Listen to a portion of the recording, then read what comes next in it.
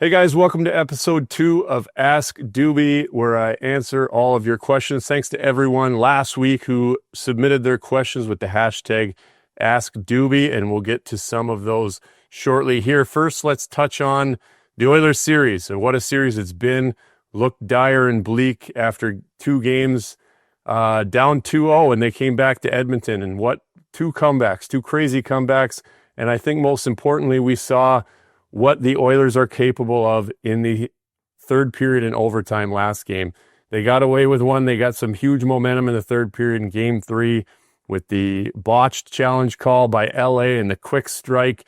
But I think the most exciting thing is watching Game 4 and their press in the third period and their ability to just go after LA, and then going into overtime.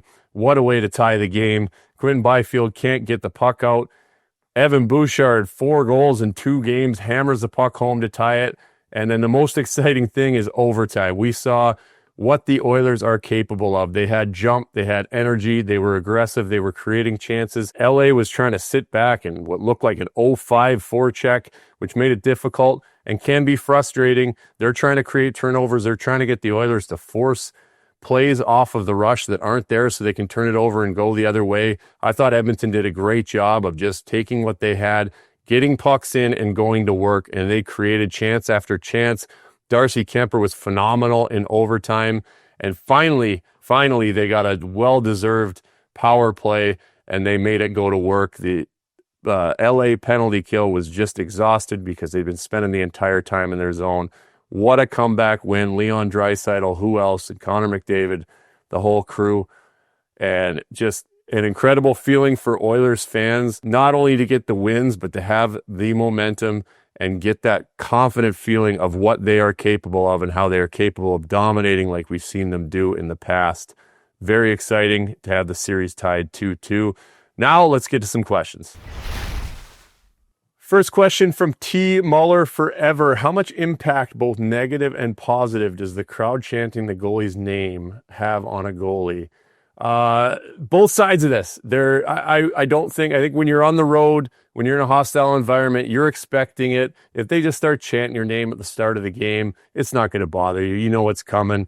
It actually can be worse when you're at home and you're not playing well and you get the groans and the grunts and the quiet when the puck goes in. But on the road, you know what's coming, so it doesn't bother you. But how it can affect you is when you get in a rowdy road atmosphere. You look at Edmonton when they're chanting Kuemper. When you let in a couple goals and you can feel that momentum changing and just the noise and the loudness of the crowd, it's not necessarily that they're chanting your name, but the volume of it and the intensity of it just builds on it. And then if the puck drops and they're still chanting and all of a sudden the team comes across the blue line and they're creating a scoring chance and the level goes up and you can start to feel things maybe unraveling a little bit, it can start to get a little bit overwhelming. So it's not necessarily the name chanting, but just that intense noise level and atmosphere of the hostile environment when the momentum starts going against you, where every puck that comes to the net, they're celebrating like it's a grade A scoring chance. All of a sudden you can start to feel like things are getting a little bit out of control around you and in front of you. That's your job then, to make a couple saves, freeze a couple pucks, and tone it down. But it can definitely start to feel a little overwhelming when you maybe give up a couple in a row and then they really start to get excited and get on you. It's not necessarily specifically name chanting, but it can start to feel like it's getting out of control a little bit and you got to rein it back in. Next question from Lance Kane. Mr. Dubnyk. Remember, this is Ask Dubey. You don't have to call me Mr. Dubnyk. Mr. Dubnyk.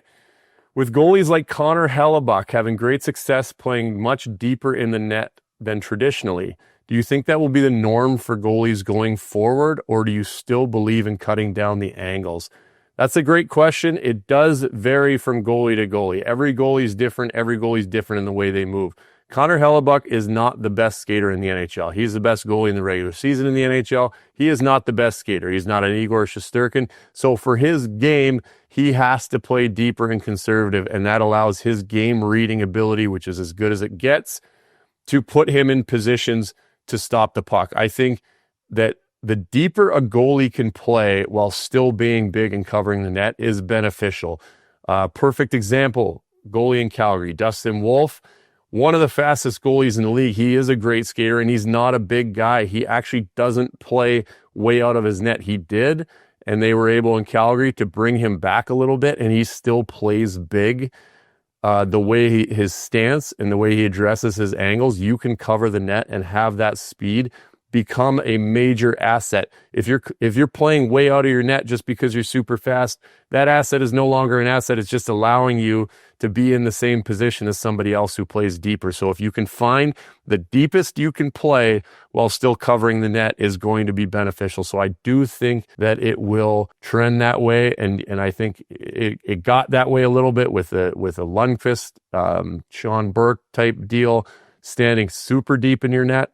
I think there's an in-between there that needs to happen. Obviously, Hank, Hall of Famer, not going to question what he did. He played very, very deep in his net. I think that there are times that you need to get away from that, though. This playoff series, last game especially, there's some point shots going in, and whether they're flukes, they're going through, there's crossing screens and all this stuff. Game 5, Colorado-Dallas, point shot where Blackwood didn't really get out, and it kind of got tipped, and the puck came out to the point, and he's halfway in his crease. Hellebuck might have to find a way to get out to the top of his crease if St. Louis is going to just be constantly hammering pucks from the point. I think there needs to be a time that you get out more and allow yourself to potentially get hit by pucks that maybe take strange caroms and hit off of things. When you sit deeper in your crease, it just opens up for more deflection. So I think the majority of the time can be spent deeper, and it shows with how steady he is and how positional he is. There's times you got to get out, though. Next question from Jonathan Milroy, 8417. Hey, Dubnyk, so much of the game, especially for goalies, is mental. How does having a kid impact your game? My recollection is that so many goalies in particular have subpar years after their kids are born. I estimate my own personal sleep has been impacted significantly, plus or minus 30% less, ? In the first 6 months after having my kid. How did it hit you, and how do you think it hits others? It's a great question, and it is part of life. It is a major, major change, and I think maybe you see it probably more so with guys having their first kid. Numbers 2, 3 down the road, you're a little more used to how it works and the routine at home, so maybe you don't lose as much sleep, but there's no getting around. Anybody that has kids, they know what it's like. Just like you mentioned, the sleep thing is difficult. And, thinking about having a kid at home, and when it is your first, it is a drastic life change. There's no getting around it. So I definitely think it can affect people. And it depends on when the baby is born during the season. Is it born shortly after the season and you have some months to get used to it and get used to a routine going in? Or is the baby born right in the middle of the season? And that becomes, can be crazy as well. So at the same time, listen, hockey is important, very important. It's our livelihood. It's what we do. There's things that are more important. Starting a family, having babies is one of the most amazing things in the world, and you don't really get to pick and choose when they come. So it is a challenge to overcome that. The sleep is the biggest thing, like I said, and the routine. And even when you're on the road, not being sure, thinking about being at home, thinking about if the family's okay, if the baby's okay, it's an adjustment. And as a goalie can be even tougher because, you can go out and have a subpar game as a player or maybe be a little bit tired and it might not be as noticeable. But obviously when you're the goalie and you're in there, if you're tired, you're not playing as well. It's a lot more noticeable when you are the goalie. So certainly adjustments that you have to deal with. I'm not going to sit here and tell you that it doesn't affect anybody. I'd be hard pressed to find anybody that it doesn't have an effect on, but it's part of life and it's an extremely important part of life that is just something you got to deal with. And my next question is from Fighting Amish. Which of my masks and gear are my favorite setup? That's a great question. Something that I absolutely love doing as a goalie. Both things was my gear, which is what gets a lot of young kids involved becoming goalies when they're kids. I know it did for me. I loved the gear, was fascinated with the gear.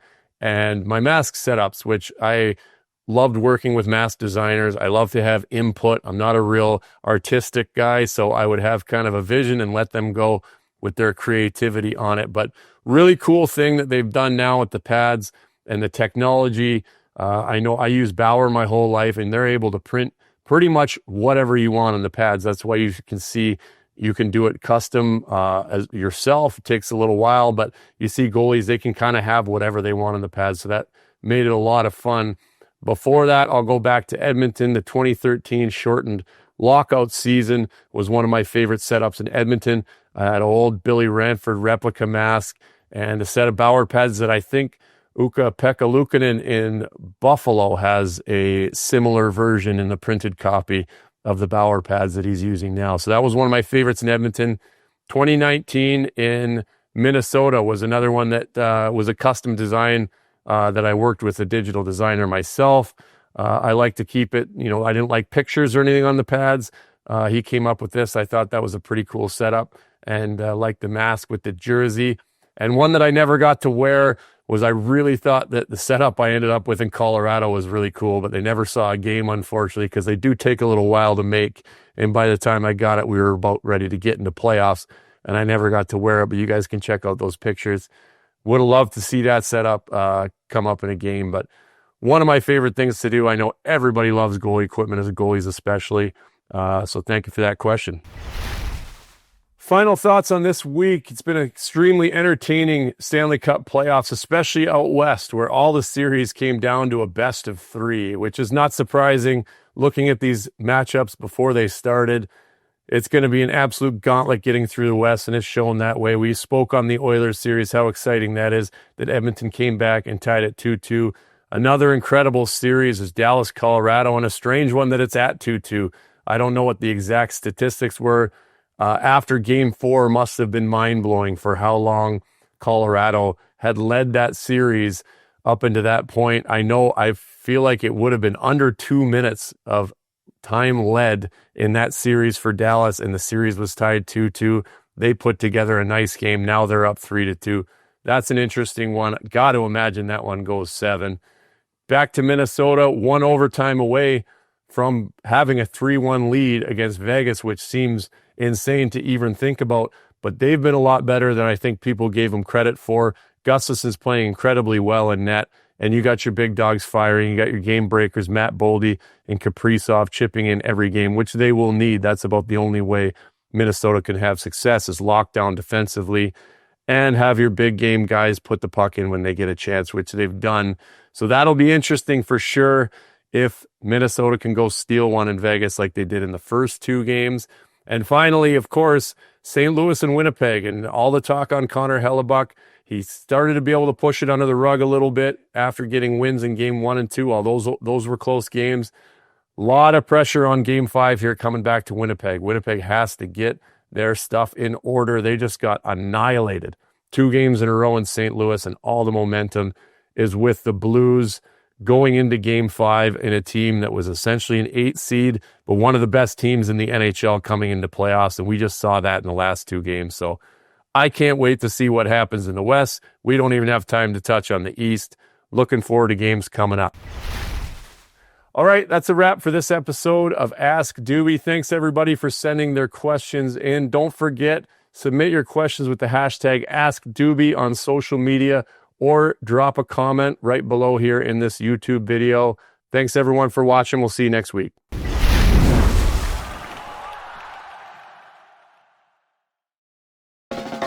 What's up, Nation citizens? If you like that video, then you need to be subscribed to the Oilers Nation YouTube. Podcasts, live shows, exclusive interviews, and analysis. Everything you need from your favorite voices at Oilers Nation. And you don't want to miss any of it, so hammer that subscribe button.